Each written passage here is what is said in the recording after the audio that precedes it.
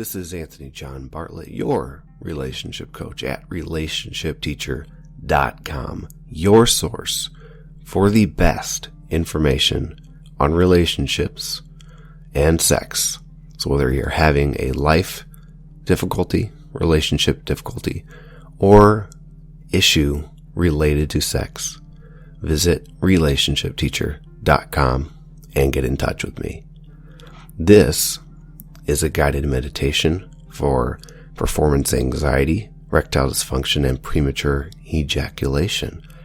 What we want to do is set the record straight in a different way than I have before. What happens with male performance issues, male sexual dysfunctions, is that individuals diagnose themselves. Either they feel they failed, their partner might feel there's some failure, or they heard it from a friend or read about it on the internet, or it might just be one of those common myths. So individuals have to be very careful when they consider whether something's right or wrong, whether that's related to sex or any medical concern even. We have to be very, very careful because there's so many considerations that have to be made. And that's why it's incredibly critical that you consult with somebody that's performed the research, because there's a vast number of factors that can mitigate any of the concerns. In fact, premature ejaculation is probably one of the most disputed terms in the realm of sexual dysfunction. Some research papers have the rates of men exhibiting this particular dysfunction as 1% of the population of men. Some have it all the way up to 30%. Some have termed it anything less than 1 minute being premature. Some have it all the way at 5 minutes, which is in reality entirely normal. And this is all from peer-reviewed and published research. Now, I don't mean to attack these researchers that have published this material, because everything they say is valid as long as we consider the context in which they say it. The problem is, individuals might have sex, last for 5 minutes, jump on the internet, and find an article that references the specific research paper, and think that that's the only information there. It's just one criterion that determines success or failure. Now, specifically to premature ejaculation, if you think of any other animal on the planet, they ejaculate almost as soon as they enter the female animal. It's almost the opposite for humans and animals, where success in animals is how quickly they can do it. And in humans, we say, no, the longer you perform, the better. But if you really think about it, and I'm not saying that individuals who take 30 minutes are failures either. Again, there's so much context you have to consider. I just want you to think about this before and after the guided meditation begins.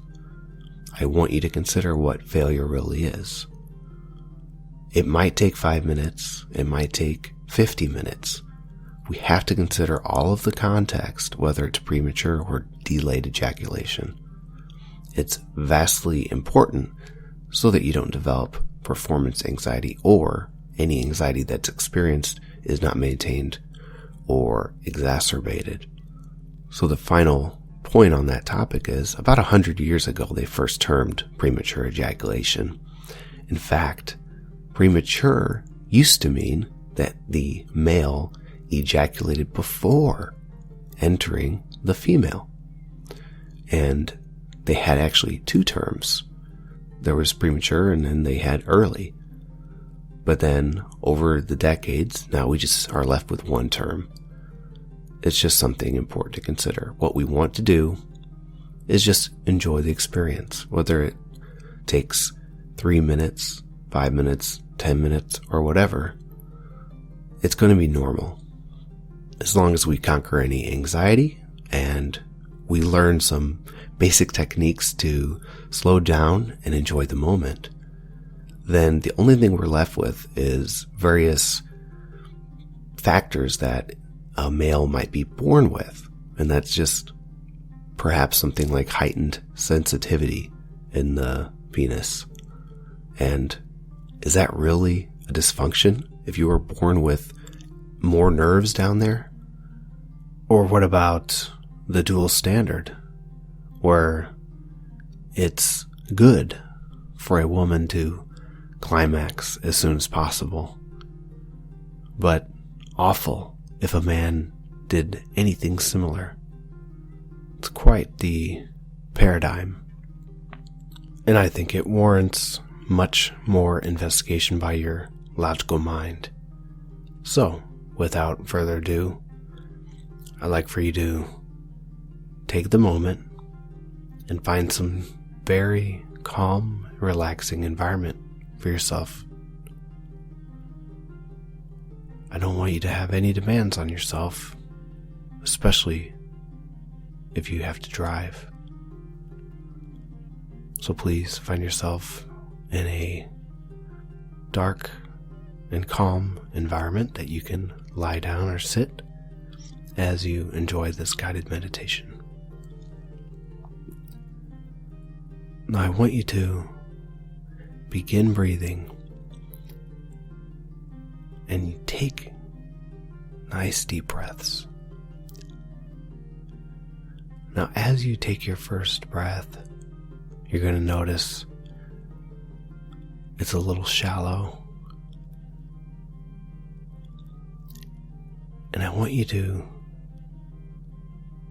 lengthen subsequent breaths. As you breathe in, I want you to hold it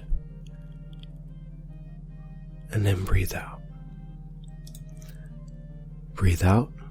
I want you to imagine all of the trouble, all of the worry, and any anxiety is also leaving. It's joining your breath and leaving your body. The stress that you've accumulated in your bones, in your muscles, and in your mind, they liquefy, evaporate, and flow out with each breath. Now I want you to continue breathing in this manner. Nice, slow breaths in, hold it, and really take your time breathing back out, just to really help yourself calm down and enjoy this relaxation. As if waves of calm are drifting through your body and your mind. As you breathe in, you feel the waves wash over you. And as you breathe out, you feel the waves leaving, retreating back into the sea. Imagine yourself in a serene setting, overlooking the horizon and the vast view beyond. Perhaps you're overlooking the sea, surrounded by lush nature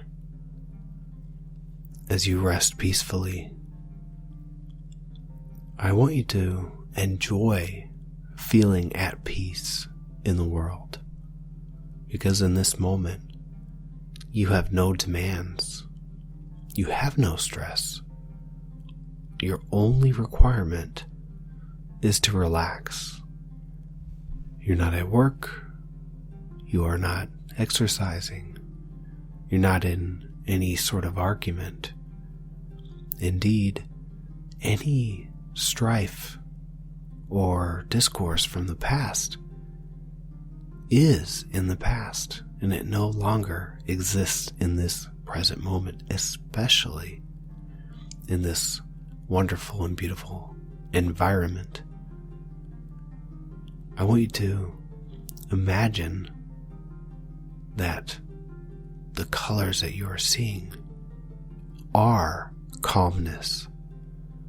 The blues of the sea and sky impart calmness upon you, as if they are not made of water and air, but of calmness. What do you feel?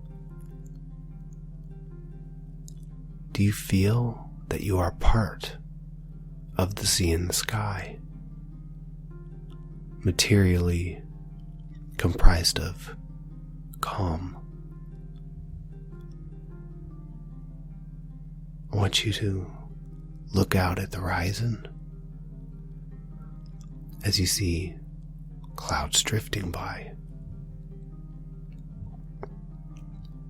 What do you see? You might see a number of different clouds of different color. Some white, some gray. Some might even be darker. But they roll on up to the horizon, and eventually they go until they are no longer visible.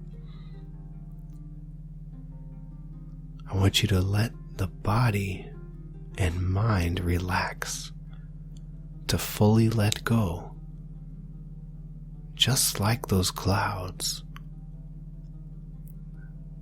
Those clouds don't need your intervention to move them. They come and they go on their own, just like your stress. It comes and it goes. Any worries that you have flow with the clouds. They melt, they join with the clouds, and they roll off into the horizon and the vastness beyond. I want you to get fully absorbed in this serene environment. And just imagine that you might have negative thoughts. And that's entirely okay to have negative thoughts from time to time. In fact, they are rather automatic, just like you might see an occasional dark cloud in the sky. It's not right or wrong, and it wasn't your choice. So I want you to let those negative thoughts come and go. For you do not have to fight them, because they will come. But as long as you don't fight them, they will roll off just like the rest of the clouds. You feel safe. You feel secure. You feel calm. Because no matter what, you always exist.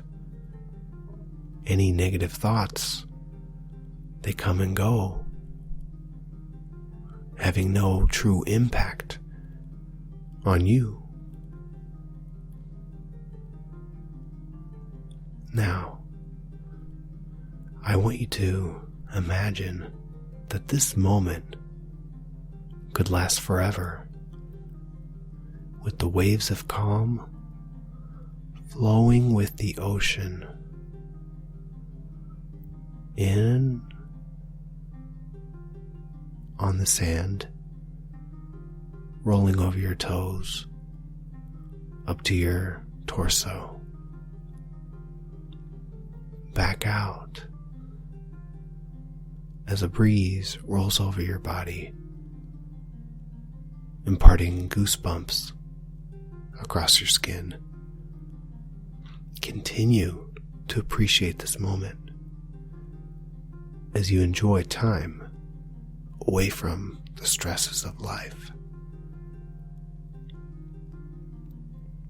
Become aware of the inner voice, even if it says something that might hurt you. What does the inner voice sound like?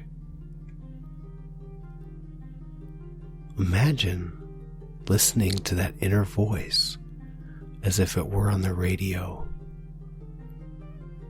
I want you to become so bored with the negativity spewing on the radio as if it were a political talk show,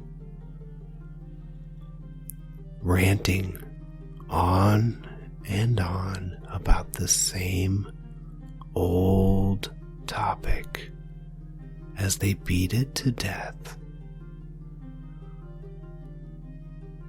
That same boring topic that everyone's already mulled out. Whatever negativity you have, it's so boring. You hear it so much. I want you to realize how boring it is. As you become bored with this incessant rambling, I want you to turn the volume down, but do it slowly.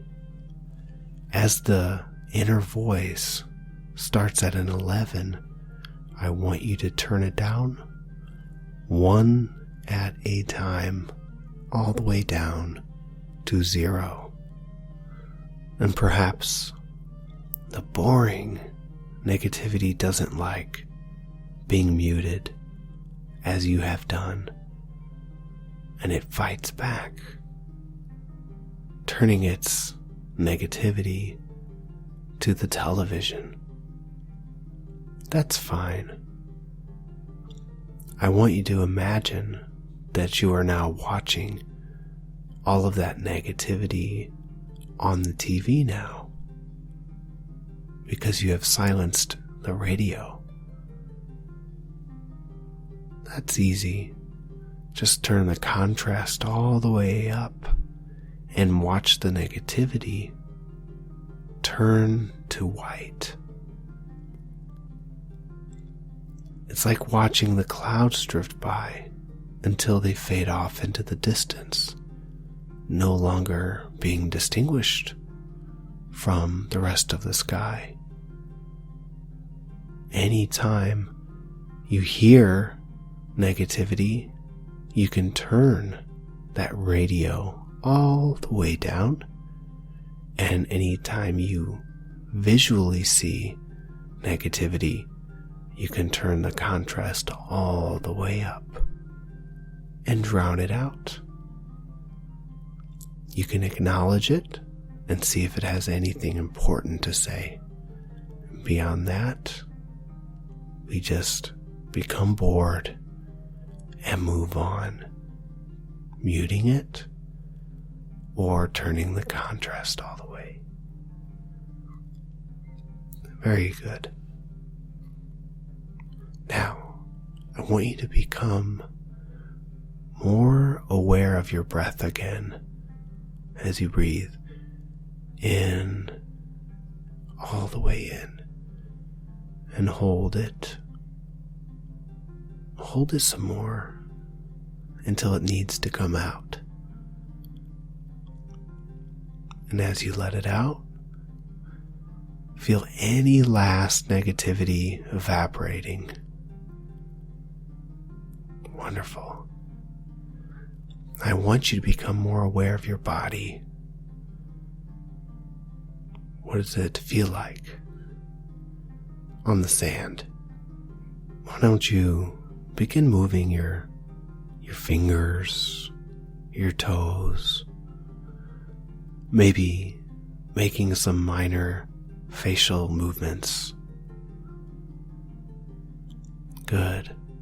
I want you to start moving your bigger limbs, your arms, your legs, as you prepare to come back to full attention and consciousness. That's great. Now, I want you to come fully back and fully aware as we close this guided meditation with some final words. I want to thank you for taking this time to enjoy this guided meditation.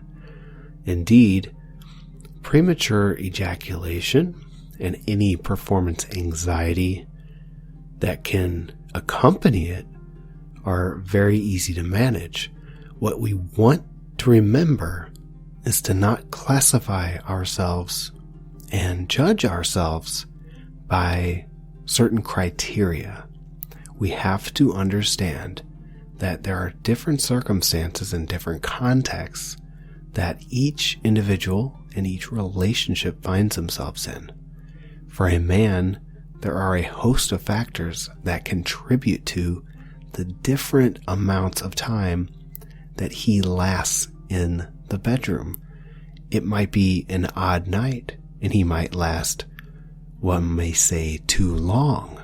He might also last too short by his own criteria.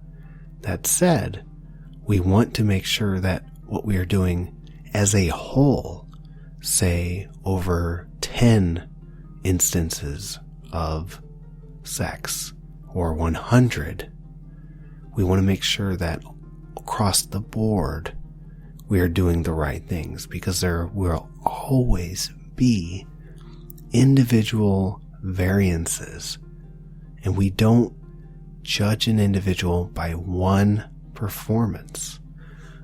What I do want you to do is fully enjoy the moment.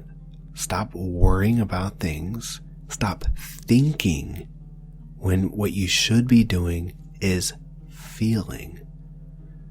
So think about that as you prepare to engage in sexual activity. All of your other worries and preoccupations can wait for later. What you want to do is just feel the moment, take your time, and truly enjoy it.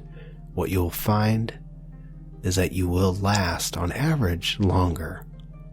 But whether that's 2 minutes, 5 minutes, or 10 minutes, it is, in fact, entirely normal. Where we determine dysfunction is based upon a host of other factors, which may have some effect. That said, if you have any questions, comments, or concerns, I do want you to find me at relationshipteacher.com. You can email me directly at admin@relationshipteacher.com. Together, we can help you in your time of need. Again, this is Anthony John Bartlett at relationshipteacher.com. Thank you.